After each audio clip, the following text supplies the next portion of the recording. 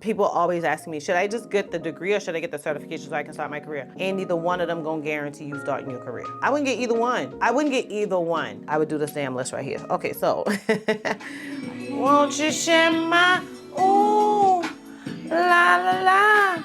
Won't you share my world? Hey y'all, this is Timeka, the face behind Hey HR. I have an amazing video that's going to give you 11 ways to start your HR career. So many people are wondering if there's just this one button that you can hit. There literally isn't. There's several things that you need to do to be strategic in making sure that you start that career in human resources. If you want to know what those 11 things are, then definitely keep watching. The first thing I will always tell you, absolutely always tell you, is that you really need to make sure that you're very careful about your resume. I have done several different videos about resumes. I have literally done so many videos that I have a resume playlist. I have two. So I have one when I did resume reviews, and then I also have a playlist of just me telling you how to hone in on that resume. So I'll definitely put the link to that below.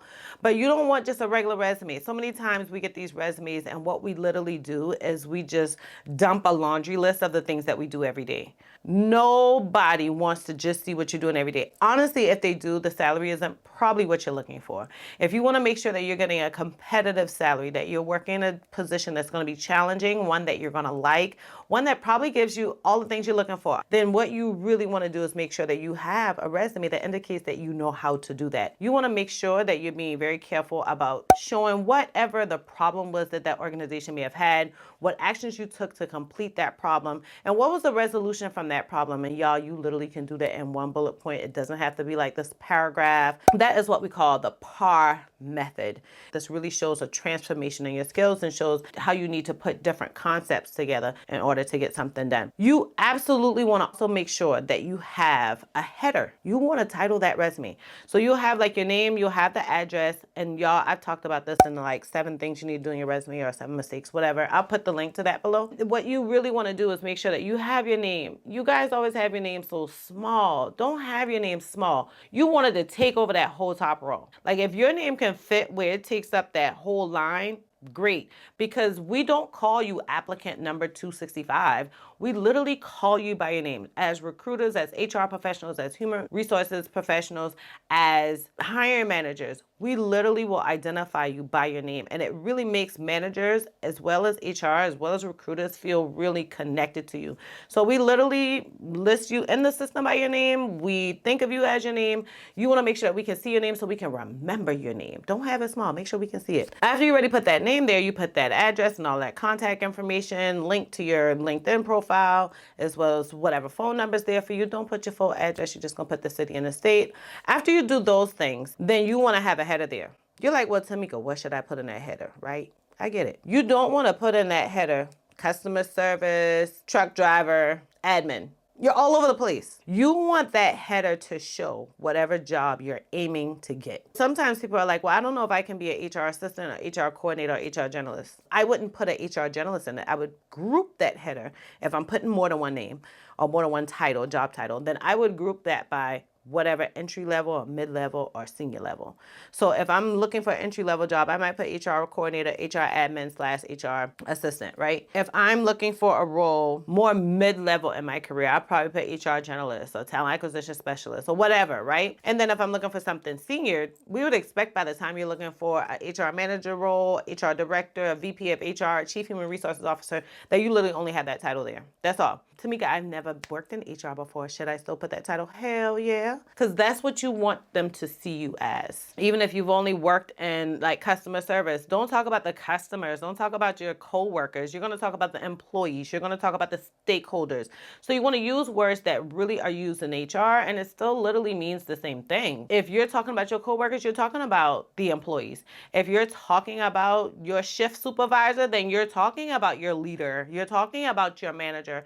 You don't want to call them shift supervisors because there are no shift supervisors in human resources. Even though you may not have ever started your HR career, you want your resume to show as though I know something about HR. And they'll still feel that vibe of, this could be our next HR assistant. And I wasn't expecting to go this detail on this because on my notes here, I literally had 2 points. I wasn't supposed to get this detail, but I get so deep in this stuff. If you really want to know more in the weeds of it, just check down in the description box. I'm going to put several links there that you can use. If you're like, this is cool, Timeka, about all your videos, I really need more of a catered approach. I need you to talk about me. I need you to talk about my experience. My experience is unique. It's a little different because everybody think they're different and unique, child. We all are the same.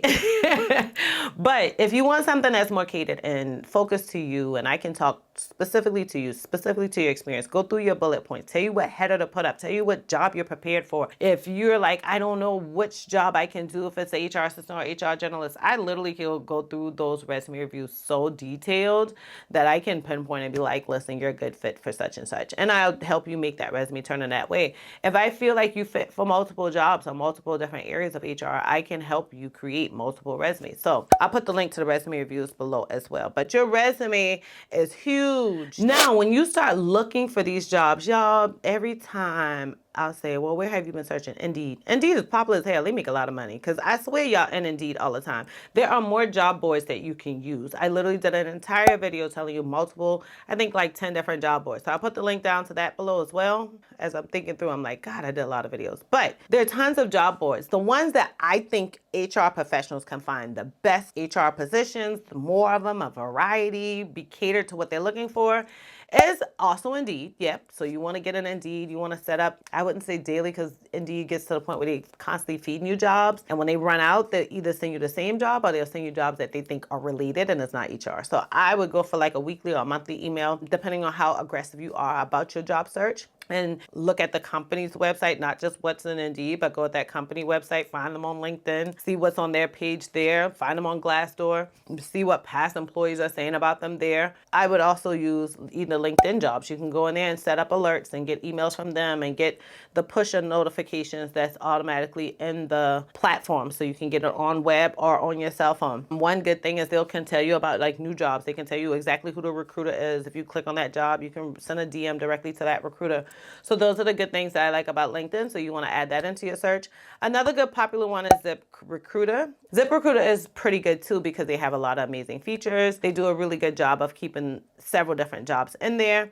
All three of these platforms will let you narrow it down if you're looking for a remote position, a hybrid position, one that's local to your area. If you're looking for a specific industry, it helps you really cater down what jobs are being fed to you. So that's your second way. It's not just honing in on one place, but definitely have a variety. You don't even have to limit it to just those 3 job boards. Have a variety of places where you're going to look for jobs. Child, y'all got to be aggressive about this. When I'm either on a search to really take my career to another level, or if I'm unemployed, I've been unemployed several times, what I normally would do is I'm a lot more aggressive about that search. And y'all have to be. Your full-time job should be looking for a job. If you're working a job, then your part-time job is looking for a job. Set goals and hit them every week because then this won't be so overwhelming. Cool? Now, the next thing you should do is that you need to get your ass on LinkedIn. I don't understand why people aren't using LinkedIn. LinkedIn has been around for 17 years. LinkedIn has, I think, 8 billion users or something crazy? Something crazy. They have a ton of freaking users. They have a ton of companies that's on there. They really kind of give you that catered approach, in my opinion. Now, I will warn you that you're not going to find every single job you're looking for on LinkedIn because LinkedIn is a place where if you can afford to have a LinkedIn recruiter profile, if you can afford to post jobs in LinkedIn, if you can afford to look for candidates in an indirect way without looking at their profile, LinkedIn is expensive. So you're not going to find cheap jobs on LinkedIn. You're going to find ones that have pretty comfortable salaries. Make sure when you get on LinkedIn, not only do you go through and get that resume and transfer all of that to your profile, because that's how we find you, is keywords that you put into your profile. You gather that information from your resume. But what you can also do is you can go through and connect with HR professionals, specifically sourcers, specifically talent acquisitions professionals, specifically recruiters. They're going to post jobs all the time. You want to definitely connect with them. You want to connect with other people who are in the position that you're seeking. So if you want to connect with them HR assistants, you want to connect with those HR generalists, you definitely want to connect with HR managers and HR directors, even if you're just starting your career, just getting into the workforce, you've never worked in HR before, because those people are most times the deciding factor on what positions are open, which positions positions they need for that department, how much they're willing to pay for that position. Even if they're not the hiring manager, even if they're not the recruiter, they have decision-making power in the position that you're applying to. So start getting with those folks. You can start looking at different profiles to see, like, how did they grow their career? What were some of the jobs that they did? What were some of the job titles that they did? What were some of the companies they worked for? It can give you insight to other companies to apply to. So definitely use LinkedIn to your maximum benefit. I am helping you out because, child, not only do I have a LinkedIn guide that is currently on sale for the holidays. So right now it's November 9th. It's going to be on sale for just the holidays now. So don't y'all get excited. Probably after Black Friday. Don't be looking for it to be on sale. But if you're like Timeka, I ain't got no money to be given for nothing. I just need some help. Cool. I have a LinkedIn checklist. So I'll put the link to that below too. I feel like I'm just dropping tons of links there. But there's so many ways to start your HR career. And I want to fill you with resources because I want to empower you to be the person that starts your career. You control this thing. You do. The next thing, number 4, the number 4 thing that you can do is join HR groups on Facebook. I know I have a digital product where I created like this graphic. I'll put it into the screen right here. I'll put it into the screen. There are tons. This isn't even all of them, but these are the ones that y'all probably definitely can find me in. I found several viewers who are like, oh, Timeka, that's you. One thing about it is it not only can help you start your career, but it can help you get accustomed to the lingo that we use, which can help you with your resume, which can help you in interviews. It can also let you see like some of the issues that HR professionals go through, because a lot of HR professionals use these groups to ask questions, pick brains, get resources. Sometimes folks will post jobs in there. You can go ahead and like look for jobs in there in several of these different groups. And so definitely get in a Facebook and dive in. Timeka, I work in HR. I don't have a Facebook. I don't want employees to find me. Cool. Create a dummy profile and like join these groups. Timeka, I don't have a Facebook profile because I just don't think Facebook is the place for me, and that's just not where I want to be because I don't like the atmosphere on Facebook. Cool. Create a dummy profile. You're trying to start your career. Ignore all of these little things in your head that have you thinking this craziness. I feel bad. When I go and answer questions in there, people send me friend requests. I don't know them. I just don't accept the friend requests. My mother is on Facebook. My sisters are there. My nephews are there. Like, I don't feel comfortable putting my family at stake with somebody I don't know. Like, sometimes I don't know if somebody's coming to really just be my friend, or if they're coming in to figure out where I live. Sometimes I post personal things in there, or if they're coming in there because they hated something I said on a video, because I get hate comments all the time. I don't feel comfortable accepting Facebook requests when I have absolutely no connections with you. I don't know you. I've never heard of you. Don't, like, that's always been me. And so I'm not going to accept them. You have control over this, y'all. Don't come up with all of these just excuses as to why you can't move forward, because Facebook has so many different HR groups. You looking at multiple ways to be strategic in starting your career. There is no green button to say, you know what, I'm gonna hit this button, let them know, hey, I'm ready, and I just came back from taking care of my baby, or I just came back from sabbatical, or I just came back from my husband that was wanting me to just be a stay-at-home mom, or life was crazy and I figured work wasn't the good place to be, or I'm a military wife and we've been moving all around so I haven't been working in a while. All of those situations is the reason why you have to be strategic about starting your career, specifically if you've never worked in HR before. People always ask me, should I just get the degree or should I get the certification so I can start my career? And neither one of them gonna guarantee you starting your career. I wouldn't get either one. I would do this damn list right here. Okay, so I get all caught up in myself, child, in here by myself. So number 5, let's go to number 5, right? I know that we're adults, and so we think that internships are for like kids and fresh in high school. No, that's where you're gonna find majority of them. But there are internships for adults. There are specifically HR internships for adults. We wouldn't necessarily put someone in high school working as an intern in HR because a lot of the information is super confidential. So if we do put somebody in, most times it's in the office because then we can control what they have access to. As an adult, you get that access most times in the HR internship. So number 5, I've gone through all of that to say, apply for internships or job shadowing. Job shadowing isn't even something you apply for. I said that wrong. But you can reach out to other HR professionals and say, hey, can I just shadow you for the day? Whatever. Can you let me come in and just help out in the department? Whatever it is. A lot of internships are paid, but there are some that are not. It's not only a way to get your foot in the door, to get exposure, to understand what they're doing every day or how you can start your career, but it's also a way to verify if HR is what you want to do. Sometimes we see other people doing a career or we encounter a situation and then we're like, I want to do that. HR includes a lot.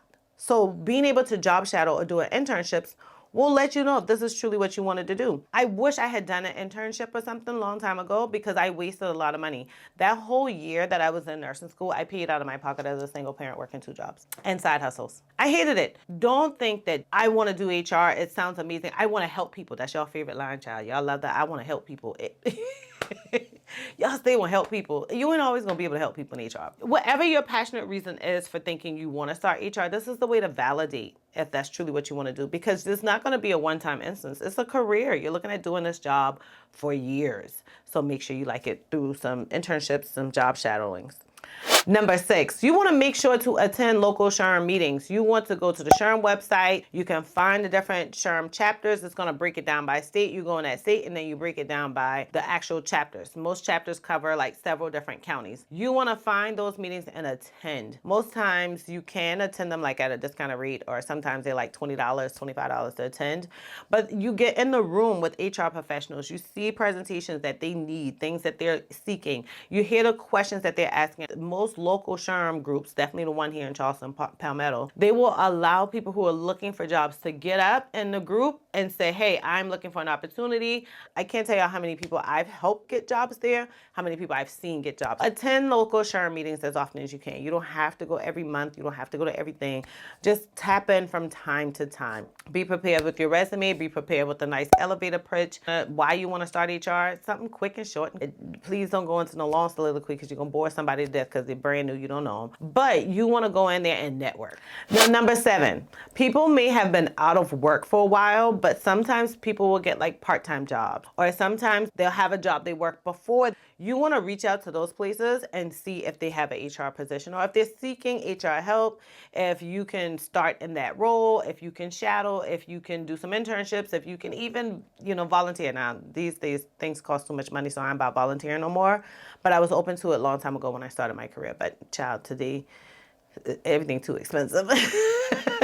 If you can volunteer like 2 hours a week or something. Even if they're not hiring in the HR department, see if they're willing to let you just help out. If they're like, yeah, you can come in here, help us with this. We really working on this big project. We can use some extra hands. Try to help out. That's going to be a good way also of kind of job shadowing, so you can verify if you want to work in HR. If you work out and you be a really good team player and they like you, the minute they have an HR position open, they're going to call you first before even posting this job out to anybody else. Better yet, many times they will literally create a position for you because they don't want to lose the talent. So ask. Open your mouth. Like my grandmama said, closed mouths don't get fed. So y'all better ask. And now number 8 is very similar to number 7, because not only you're going to ask if they have anything coming open, go directly to your HR leaders and ask them. So don't be afraid to like explain your desire, let folks know what you want to do. So definitely talk to people. You never know what insight they can give you. They don't know what insight to give you if you don't ask. Now, number 9, I think people would think I would have this number a long time ago. And honestly, I don't even know if I really have it in like numerical order. Number 1 and number 2, absolutely. Number 1 and number 2, I would never change those for number 1 and number 2. The rest of them kind of merge together. But when we get to number 9, it is one that I think people assume is going to be number 1 or number 2. But I would tell you, if you have not worked in HR before, if you have been on a sabbatical, hadn't worked in a few years at all, then a good thing to do is start in an entry-level HR position. So if you're working HR before and now you want to re-enter the workforce, then you probably want to stop either at the level where you were when you stopped working or the level right above it. So just go ahead and start applying for those positions that may be a little bit entry level for where you want to be, but it's definitely a start to get within the workforce again, specifically in HR. Get acclimated with some new skills and then go right back into being an HR assistant. But be okay knowing you might have to start back a little bit. That's not for everybody. That's really not for everybody. I don't want y'all to think, oh, I got to take a pay cut, or, oh, I don't want to make such little money and going to work every day. Then there's other things you should be looking at. Maybe you should look at remote so that you're not working locally in your area and you have more flexibility with the kids and like you don't really feel like you're going into the office every day. I am so much better helping with this on like career mentoring because I like to give it like a direct and catered approach to you. So if you're really confused, then you definitely check out any of my career, not any, but depends on you. If you're entry level starting your career, you want to start with EE to HR. If you have already been in HR and you just took a break, then you want to start with HR to HR Pro. There are different payment options so that you can pay those in payments. But let's get rolling because we can go through all of this and give you a more catered approach. So I'm gonna put the link to that down below for you too. Now, number 10, you want to prepare your elevator pitch. One thing that we do is we get so excited, we start networking, we start hearing about other opportunities, or we just start talking to our neighbors, our church members, our girlfriends at brunch, and when we drinking some mimosas, and we start talking about what we want to do, but we don't go and take it the next level. Anybody can talk about desire of what they want to do. One way to trigger people's interest is if you go ahead and prepare that elevator pitch of what you want to do, why you want to do it, and what you can bring to the table when you do it. Make sure that you show that confidence in your elevator pitch. The elevator pitch can be super duper short. Doesn't have to be anything all detailed. You want something that literally, if you're in the elevator for just like less than a minute, you can shoot that out in like 30 seconds and still trigger somebody's attention. So I have tons of examples of my elevator pitch, not only on my IG page. I posted it forever ago. I probably should post it again. But I also have it in the Level Up Your Career ebook. So the elevator pitch is there. So is an anatomy of your resume if you want to get a full view on that. So is a cover letter so you can know how to speak to your skills in a cover letter. Trying to level that career into something you enjoy, something you want to do. So what I'll do is I'll put the link to that below. It'll be great to get on my email list. I have sales that's coming up for, the Black Friday weekend. And so that's going to be one thing that's going to be on sale as well. Now, one thing I do want to prepare you for is that with elevator pitches, it's very common that if you got a good one and you get them, be prepared to have unexpected conversations. So elevator pitches are going to be difficult for my introverts. They're needed, but they're going to be difficult. For my extroverts, you probably going to find your next girlfriend. Like y'all going to love each other and try to do another brunch together. Because sometimes when you get that good elevator pitch, people really draw in. I've worked on my elevator pitch so much and I've done this so long that like people really be wanting to like be your friend. And I'm like, hold up now, we just networking. I'm sensitive about my circle. All right, so now let's get to the last tip for starting. Number 11 is to make sure you go and take some courses. There are so many different courses. Y'all don't have to run for these certifications. Now, some places where you can take these courses. I'm gonna look at my notes because I got a list of them here. One place is LinkedIn. LinkedIn has different little courses or badges that you can get, and they will automatically put that onto your LinkedIn profile. Don't leave it there. That ain't the only place you're going to use it. Make sure that you use that and put it onto your resume as well. Another place that you can find some good courses is going to be HRCP. I absolutely adore HRCP because they have badges that are catered to specific areas in HR. So they're very cost effective, I feel. Be honest with you. It wouldn't be difficult to get an employer to pay for this because most employers would be like, go get some professional development. They don't want to do the research to find out which ones you need. Now you got HRCP. So I'll put the link to that down below because you can absolutely do those, add those to your resume, and leave with this knowledge. So that's another good place to get some good courses outside of getting these expensive HRCI and SHRM certifications. Another place is going to be Course Careers. Not only does Course Careers have like different opportunities for you to learn HR, but one thing I like about Course Careers is they have job boards where the HR professionals go in there and find their candidates themselves. They do a little bit of like interview prep and things like that. This is a very new platform. I'm excited that not only am I a champion of this, but also Anthony O'Neill, and I really admire him. I learned so much about finances from him, and he talks about it all the time for other different types of career. They just started with HR, so they're constantly growing the HR portion of Course Careers. And so I'll put the link to Course Careers down below too. I may have a discount to it. It's a very good atmosphere that not only where you can learn more, but you can get open to more job opportunities. So those are my 11 ways to start your HR career. I'd like to know if you found any of these super duper useful or unique. Like, this is my first time hearing this. Put it down in the comments and let me know if there's something that really triggered you or if there's an area that I can add more information to. If this is your first time watching a Hey HR video, I ask you to please consider subscribing because I would anticipate that with me giving you 11 different tips, you've got some value out of this video and find yourself saying, you know what, I can use a little more of Hey HR. If this is someone who is returning, I know I said we're going to take this thing up a notch, but people be DMing me on LinkedIn. They send me messages on IG, and I'm just trying to help the people. I don't want to ignore what people are requesting. Just know this, I cannot wait to see you on the next video.